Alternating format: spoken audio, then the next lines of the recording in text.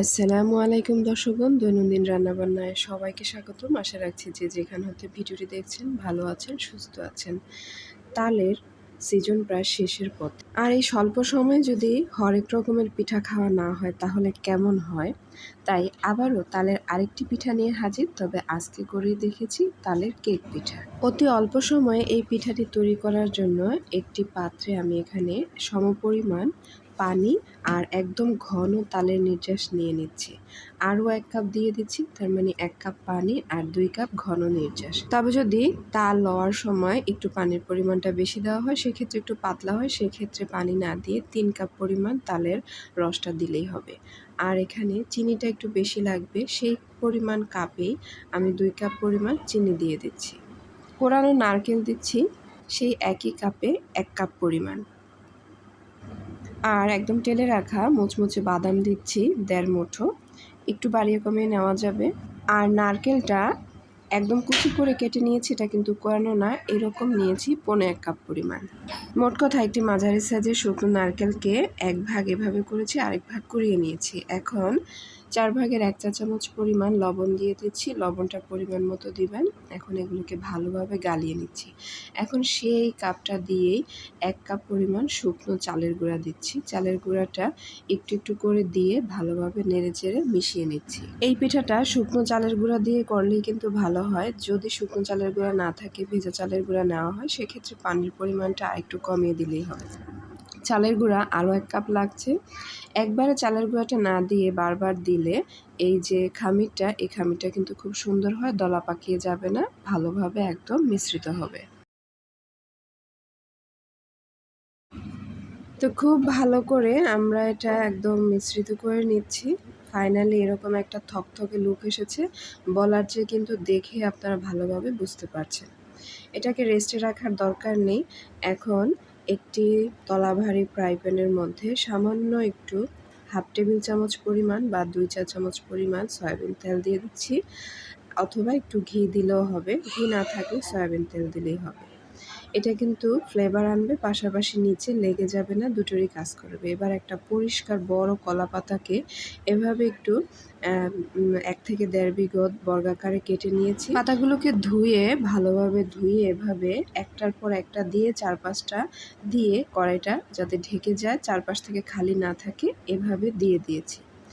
দেওয়ার পর আমাদের যে খামিরটা ছিল, এই থকথকে খামিরটা এখানে দিয়ে দিচ্ছি। তবে যখন দেব তখন একটু চেষ্টা করব সব দিকে ভালোভাবে যাতে ছড়িয়ে ছিটিয়ে থাকে এবং সব দিকের উচ্চতাটা একরকম হয়। ফাইনালি হাতের সাহায্যে, চামচের সাহায্যে বা স্টুলার সাহায্যে এভাবে চারদিক থেকে সব দিকে একটু মসৃণ করে দিতে হবে, এতে করে ফিনিশিংটা সুন্দর আসবে। এবার অপর যে কলাপাতাগুলো ছিল সবগুলোকে একে একে সেমভাবে নিচের মতো করে আমি দিয়ে দিচ্ছি। এমনভাবে দিতে হবে যাতে সবগুলো একসাথে না পড়ে, চারপাশে ছড়িয়ে ছিটিয়ে সম্পূর্ণ পাত্রের মুখটা বন্ধ হয়। এখন একটা ভারী ঢাকনা নিয়ে, ফ্রাই প্যানে সাধারণত ভারী ঢাকনা হয়, যদি না থাকে পাতলা ঢাকনাগুলো দেওয়ার পর চুলায় বসানোর পর একটু চাপ দিয়ে রাখতে হবে। এখন কলাপাতাগুলোকে খুব সুন্দরভাবে একটু ফোল্ড করে নিচ্ছি, যাতে করে ঢাকনাটা দেওয়ার পর কলাপাতাগুলো বাইরের দিকে বের হয়ে না থাকে। কাজটা একটু কঠিন, তবে একজনে না পারলে 2 জনের হাতের সাহায্যে এভাবে ঢাকনা দিয়ে দিতে হবে। এরপর চুলাতে বসিয়ে প্রথম 1 মিনিট একদম ফুল হিটে দেব, যাতে করে কড়াইটা পুরোপুরি ভালোভাবে গরম হয়ে ওঠে। আর এভাবে ছিদ্র থাকলে ছিদ্রটা অফ করে দেব। তবে পরবর্তীতে 30 মিনিটের জন্য চুলাটাকে মিডিয়াম টু মিডিয়াম লো হিটে দিয়ে এভাবে রেখে দেব।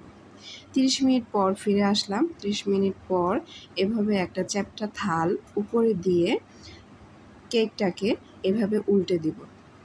দেখতেই পাচ্ছেন 30 থেকে 40 মিনিটে মিডিয়াম লো হিটে কি সুন্দর একটা কালার এসেছে, এবং কিন্তু পুড়েও যায়নি, কলা পাতাটা জাস্ট একটু পোড়া পোড়া ভাব এসেছে।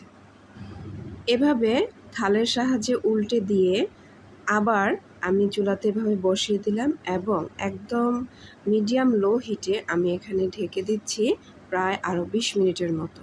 প্রথম দিকে একটু medium to medium low hit দিয়েছি, সময়টা বেশি লেগে গিয়েছে। এখন যেহেতু প্রায় হয়ে এসেছিল, তাই 20 মিনিটের মতো মিডিয়াম লো হিটে দিয়েছি। ঢাকনাটা খুলে দেখতেই পাচ্ছেন নিচ দিকেও কি সুন্দর একটা কালার এসেছে।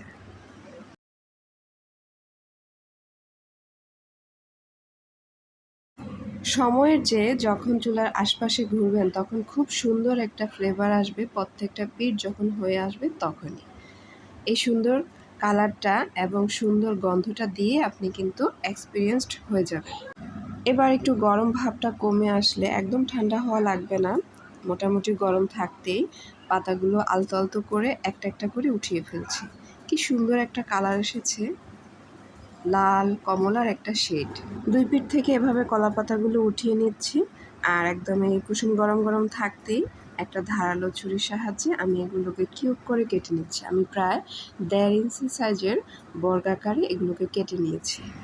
যে কোনো শেপে কাটা যাবে। এই পিঠাটি, কেক পিঠাটি কিন্তু কুসুম গরম অবস্থা বলেন, গরম অবস্থা বলেন, ঠান্ডা বলেন, খুবই টেস্ট হয়। যেভাবে খুশি আপনার রুচি অনুযায়ী খেতে পারেন। স্বাভাবিক টেম্পারেচারে 3 থেকে 4 দিন অনায়াসে রেখে দিতে পারবেন, আর ফ্রিজে রাখলে নর্মাল সেকশনে প্রায় 1 সপ্তাহ থেকে 1.5 সপ্তাহ রেখে খেতে পারবেন। এই কেক পিঠাটি আমি তাওয়ায় করে দেখেছি, তবে অথেন্টিকভাবে যখন তৈরি করে তখন কিন্তু এটা বড় বড় কাঠ কয়লার যে জ্বলন্ত কয়লাগুলো আছে সেই কয়লার উপর দিয়ে দেয়, নিচ দিয়ে দেয়, এভাবে লাস্ট মুহূর্তে কিছুক্ষণ আবার ভাপেও রেখে দেয়। তবে প্রক্রিয়াটা কিন্তু একদমই সেম, শুধু সেখানে আমরা চুলায় করি আর এখানে আমরা কাঠ কয়লায় করি। এই প্রক্রিয়াটা অবলম্বন করে যে কোনো ফলের নির্যাস দিয়ে কিন্তু এভাবে কেক পিঠা তৈরি করে ফেলা যায়। তাহলে দর্শকগণ, আমার ভিডিওটি ভালো লেগে থাকলে চ্যানেলটি সাবস্ক্রাইব করবেন, ভিডিওটিতে লাইক কমেন্ট শেয়ার করবেন, আর পরবর্তী ভিডিও পাওয়ার জন্য নোটিফিকেশন বাটনে ক্লিক করে রাখবেন। ধন্যবাদ।